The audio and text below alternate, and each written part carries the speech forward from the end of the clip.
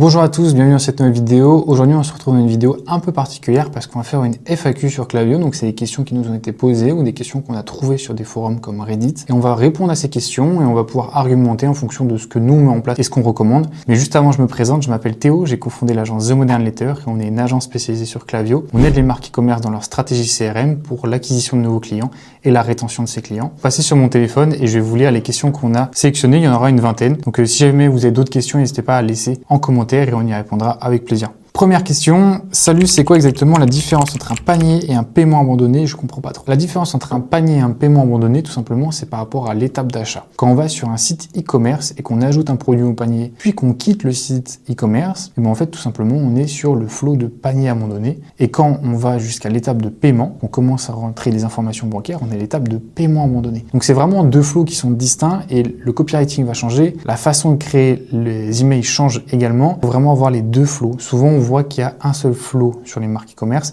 c'est celui seulement de paiement abandonné, mais tous ceux qui sont arrêtés à l'étape ajout au panier, du coup on ne peut pas leur envoyer d'email. Donc panier abandonné, le déclencheur c'est Add to Cart, paiement abandonné, le déclencheur c'est Checkout Start. Deuxième question, combien de newsletters vous envoyez par mois? J'ai peur de spammer mes clients. Alors nous, ce qu'on va recommander, c'est 2 newsletters par mois au minimum et l'idéal, ce serait une par semaine. Faut pas avoir peur d'envoyer des newsletters et si vous avez l'impression de spammer vos clients, c'est que vous envoyez soit toujours le même email et au fur et à mesure, vous allez voir que le taux d'ouverture, le taux de clic et le taux spam va s'élever et le reste va forcément diminuer, notamment le taux d'ouverture qui va chuter. L'idée des newsletters, c'est de communiquer avec vos clients et de leur apporter de la valeur. Comment utiliser le produit, c'est que des conseils. En fait, c'est comme si vous leur parliez de votre marque, mais on n'est pas là pour faire seulement des promotions. Troisième question. Franchement, entre Klaviyo, Shopify Email, Mailchimp et Brevo, lequel tu me conseilles pour mon e-commerce? Alors ça peut dépendre de la taille de votre marque e-commerce. Honnêtement, l'avantage qu'a Klaviyo sur Brevo, Shopify Email,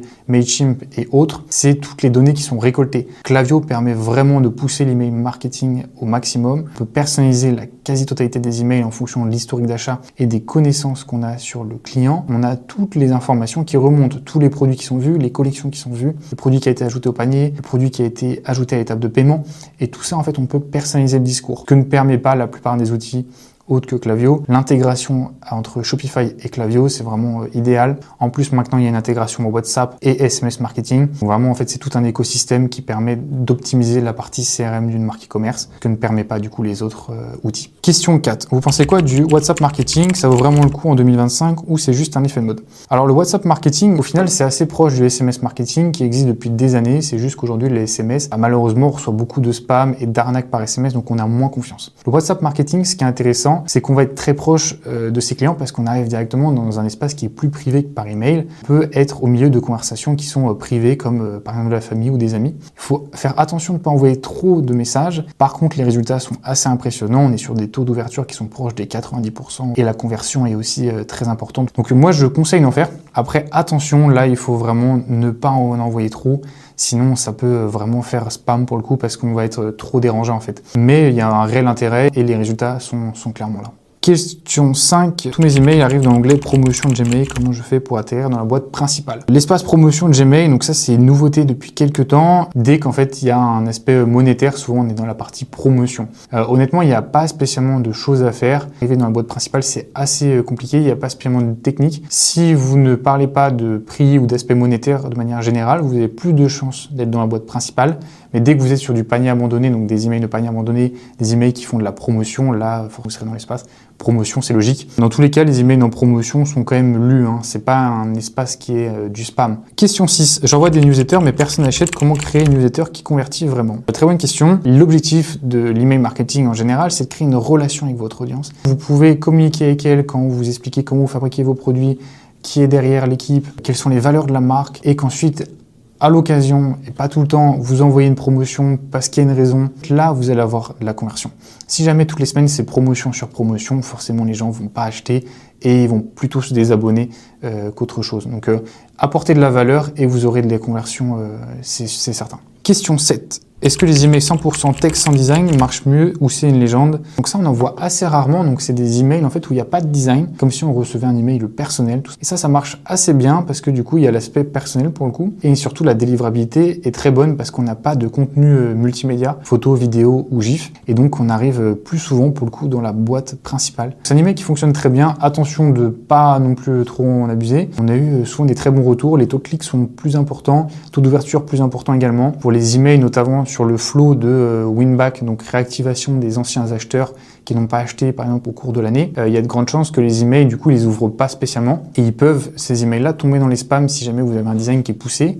Et avec les designs donc text only, donc seulement du texte, il y a plus de chances que du coup ils puissent les ouvrir et ils puissent cliquer dessus et ensuite réaliser un achat. Nous on conseille, attention pas énormément, mais par exemple un par flow ça peut être intéressant et les résultats sont vraiment sympas.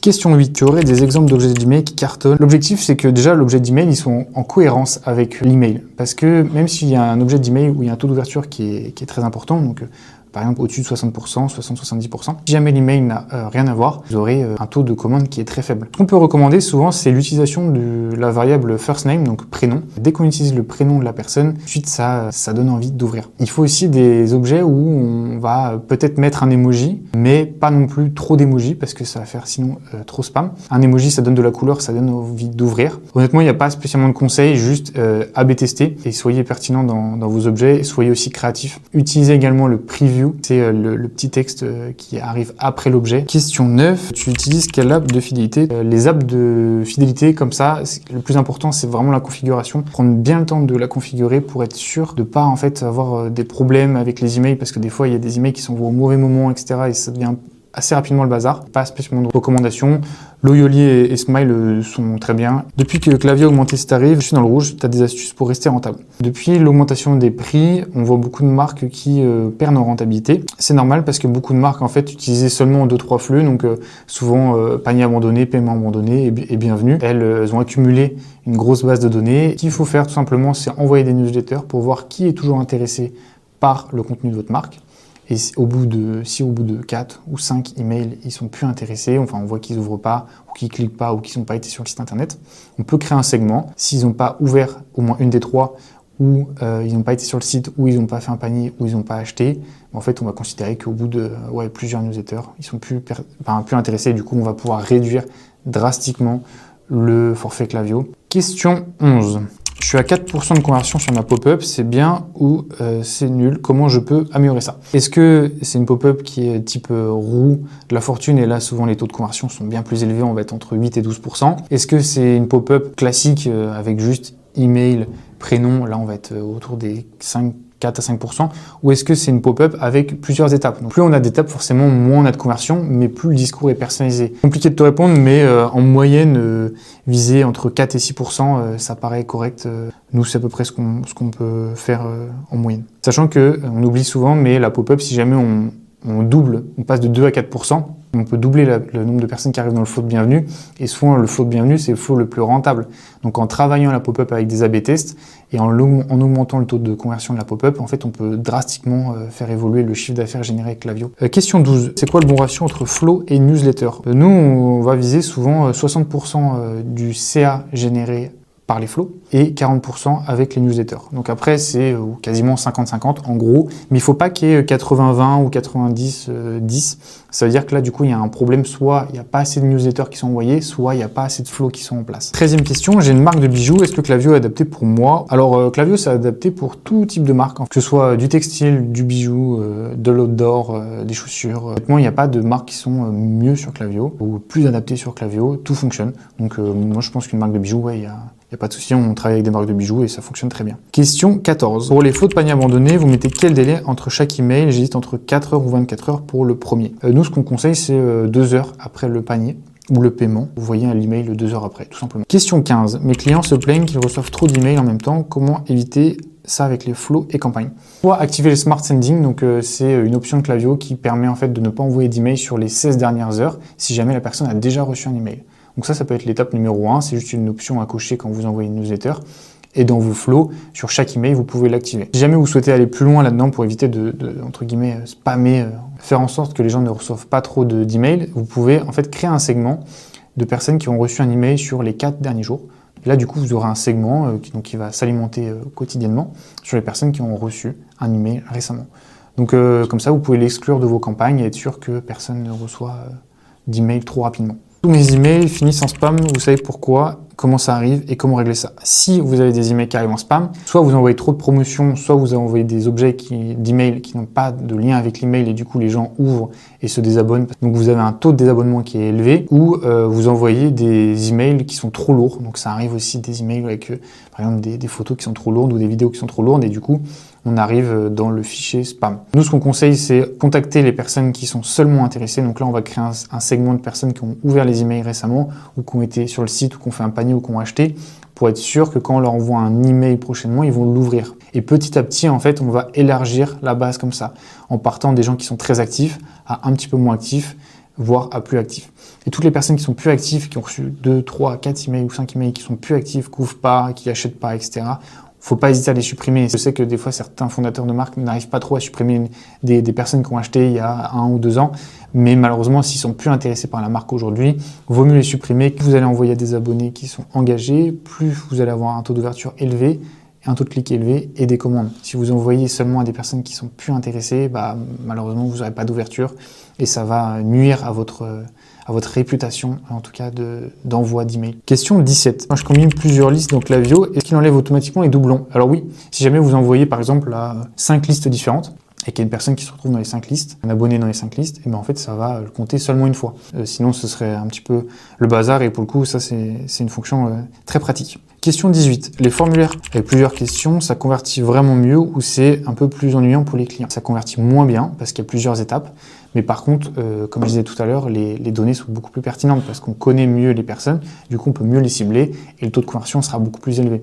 Quand on regarde le revenu par destinataire, quelqu'un qui fait la roue de la fortune et quelqu'un qui a une pop-up multi-étapes, on va avoir un revenu généré par destinataire qui est beaucoup plus élevé. C'est bien plus pertinent de connaître ses clients plutôt que de vouloir acquérir sans cesse des nouvelles adresses email qui finalement au bout de 2 semaines ne seront plus engagées avec votre marque. Question 19. Quelle intégration vous ajoutez systématiquement dans Klaviyo? JudgeMe et Recharge. Alors JudgeMe et Recharge, très bien. Ça va dépendre du coup de votre marque. JudgeMe pour les avis, Recharge pour tout ce qui va être abonnement. On peut ajouter aussi Typeform, on peut ajouter les intégrations donc forcément de base qui est Facebook Ads, donc Meta, Google Ads en fonction de si vous faites de la génération de leads. Et après tout ce qui va être Loyally, Smile pour programme de fidélité. Et c'est quasi tout honnêtement. Vous pouvez regarder, il y a pas mal d'intégrations. Je crois qu'aujourd'hui, il y a plus de 350 intégrations possibles. L'idée, c'est pas toujours rajouter des nouvelles intégrations, c'est pas spécialement pertinent. Parce qu'après, il faut du coup adapter les séquences en fonction et adapter les déclencheurs et surtout faire en sorte que tous les emails ne s'envoient pas en même temps. Dernière question, 20e question. Je viens de créer mon compte Klaviyo. Je commence par quoi en priorité? Les flows ou les newsletters? Je suis perdu là. Alors, nous, ce qu'on conseille quand c'est un nouveau compte Klaviyo, tout simplement, c'est de créer au minimum une pop-up, le flow de bienvenue avec la pop-up, panier abandonné, paiement abandonné, post-achat. Et là, vous avez un petit peu les 4 bases, on va dire, qui vont vous servir à générer vos premiers revenus avec Klaviyo. Donc, c'est l'essentiel, on va dire, sur le compte. Et ensuite, vous pouvez gérer la partie newsletter. Le plus important, c'est de mettre en place d'abord les flows. Comme ça, dès que vous faites de l'acquisition, on va dire dans votre tunnel, les nouveaux visiteurs vont remplir la pop-up, vont recevoir l'email de bienvenue, ou vont faire un panier, vont recevoir un email de panier, ou un paiement, un email de paiement. Et ensuite, une fois que votre base va grossir, déjà au début, vous n'avez personne dans votre base, donc vous ne pouvez pas envoyer une newsletter. Et une fois que votre base va grossir grâce à la pop-up et au panier abandonné et au paiement abandonné, vous allez récolter du coup des profils et des emails et vous pourrez ensuite gérer la partie newsletter. Voilà pour cette vidéo, j'ai répondu à 20 de vos questions. Si jamais vous en avez d'autres, n'hésitez pas à laisser un commentaire juste en dessous. Et si vous souhaitez être accompagné sur la partie newsletter, flow ou design, n'hésitez pas à cliquer dans le premier lien en description, on pourra vous accompagner avec grand plaisir. Et on se retrouve très bientôt pour une prochaine vidéo. Merci encore, belle journée, au revoir.